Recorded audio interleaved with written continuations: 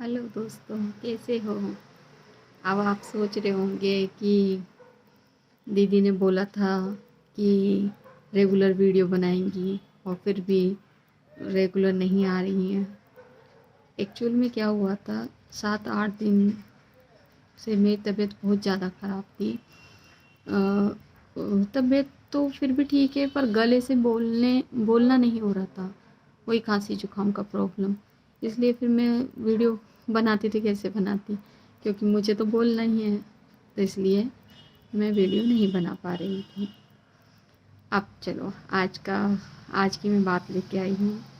वो यह है कि रियल में हमारे संग जब कुछ भी घटित होता है ना, तो हम महसूस करते हैं कि मैं गलत नहीं हूँ, सामने वाले ने ही गलत किया और सामने वाले की ही वजह से मेरी लाइफ में ऐसा हो रहा है। और हम अपने आप में कुछ नहीं देखते, बस सामने वाले को ही ब्लेम करते रहते हैं कि सामने वाले ने ऐसा क्यों किया, मैं तो अच्छी थी, मैं तो सही थी। तो मेरा ये कहना है कि सामने वाले ने तुम्हें ब्लेम किया तो क्यों किया। कहीं ना कहीं तुम्हारी भी तो कोई पावर कम होगी, कहीं ना कहीं तुम में भी तो कुछ ना कुछ कमी होगी। और अगर नहीं है कमी, और जिस चीज़ के लिए तुम्हें ब्लेम किया है, तो साबित करके दिखाओ। बताओ उनको कि आप तुमने ये बोला और इस चीज़ में तुम्हें सही हो। बोलो मत।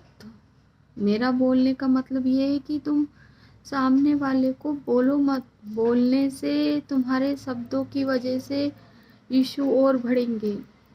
आप उनको करके दिखाओ। जैसे हस्बैंड वाइफ है, हस्बैंड बोला क्या है, तू घर का ही तो काम करती है, बाहर कुछ नहीं कर सकती, मैं अकेला ही कमा रहा हूँ, मेरा कोई सपोर्टर नहीं है, आज पैसा कमाना कितना मुश्किल है। तो हमको ये फील होने लगता है कि क्या है, मैं कितना भी काम करती हूँ, मेरे काम का कुछ है ही नहीं, और वो बाहर से कमा के लाते हैं और वो मुझे सुना रहे।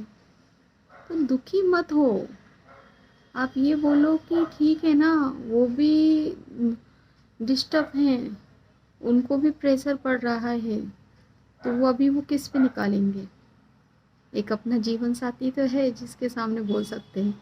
किसी का बोलने का तरीका ऐसा होता है कि वो सॉफ्टनेस से बोलता है या दुखी होकर बोलता है, तब तो वाइफ समझ जाती है। लेकिन जब वही बात वो झगड़ के बोलता है, तो हमारा दिमाग ख़राब हो जाता है। हम बोलते हैं ये क्या बोल रहे हैं, क्यों बोल रहे हैं, मैं तो ये करती हूँ, मैं तो वो करती हूँ, और वो रिश्ते और ख़राब होते जाते हैं।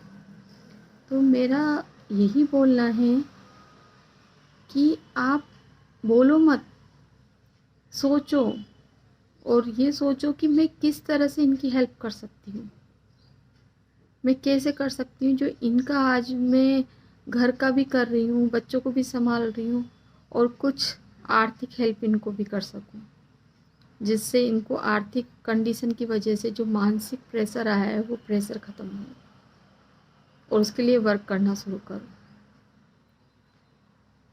करना नहीं तो सोचना ही शुरू करो। और यकीन मानो, ये मेरा खुद का आजमाया हुआ नुस्खा, मेरी खुद की आजमाई हुई चीज़ है। मैं ऐसे ही नहीं कि बस आई वीडियो और बना दिया, या मेरे सब्सक्राइबर बढ़ाने हैं मुझे इसलिए मैं वीडियो बनाकर आपके सामने डाल दूँ। मैं खुद जीरो लेवल से आ रही हूँ, चल रही हूँ, और जीरो लेवल से ही मैं आपको बताऊंगी कि मैं आपके ही सामने आज मेरा लेवल 0 से 10 हो चुका है। और मैं यही आपको बताऊंगी कि मैं 0 से 10 कैसे हुई, और 10 से 100 आपके सामने ही कैसे जाती हूँ। कुछ नहीं करती थी मैं, मेरा एजुकेशन M.Com है। उसके बाद भी मैं घर पे थी। क्योंकि मुझे बच्चों को अच्छी परवरिश देना था, और मुझे ऐसा लगता था कि मुझे घर पे ही देना चाहिए। लेकिन आज मुझे ये समझ में आ रहा है कि नहीं, मैं आज बच्चों के लिए कर रही हूँ, घर के लिए कर रही हूँ, लेकिन पति के लिए क्या कर रही हूँ। उनको भी तो आर्थिक सपोर्ट, इस ज़माने की महंगाई में आर्थिक सपोर्ट की ज़रूरत है। एक्चुअल में क्या होता है कि जेंट्स लोग खुल के नहीं बोल पाते। लेडीज़ तो रो लेती हैं, तो अपनी प्रॉब्लम बता देती हैं, लेकिन जो जेंट्स होते हैं ना, वो रो नहीं पाते, अपनी भावनाओं को व्यक्त नहीं कर पाते, और वो हमसे लड़ने लगते हैं, फ्रस्ट्रेशन निकालने लगते हैं, और हमको लगता है कि ये हमारे संग गलत कर रहे हैं। एक बार गहराई से सोच के देखो और उनकी मदद करके देखो। आरती, आप शब्दों से बोलोगे ना तो शायद उनके दिल पे उतरे या नहीं उतरे वो बात, लेकिन जब आप दिल से उनके लिए करोगे ना, तो मैं यकीनन कह रही हूँ 100% उनके दिल में ये बात जाएगी और वो आपको समझेंगे। और आज तुम जीरो लेवल पे हो और आपको ये भी नहीं पता कि मुझे स्टार्टिंग कहाँ से करनी है। मेरा एजुकेशन है, आज मैं 40 इयर्स हूँ या फिर मैं 35 इयर्स हूँ, अब मैं स्टार्टिंग कैसे करूँ। लेकिन मेरे कहने से सिर्फ आप शाम को सोते वक्त, सुबह उठते वक्त पॉजिटिव सोचो, मैं कर सकती हूँ और मुझे करना है, मुझे कुछ ना कुछ करना है, मुझे घर पे नहीं बैठना। आप यकीन नहीं मानोगे, आपको ही पैसे कमाने के लिए जो पॉजिटिव चीज़ें आप सोचोगे ना, तो कहीं ना कहीं से आपके सामने ही वे आ जाएंगे, आपके सामने ही ऑप्शन आ जाएंगे कि आप ये कर सकती हो, कर सकती हो, और फिर उसमें इंटरेस्ट दिखाना शुरू कर दीजिए। देखना लक्ष्मी माँ कैसे आपके पास आती है, और कोई आने से रोक भी नहीं सकता।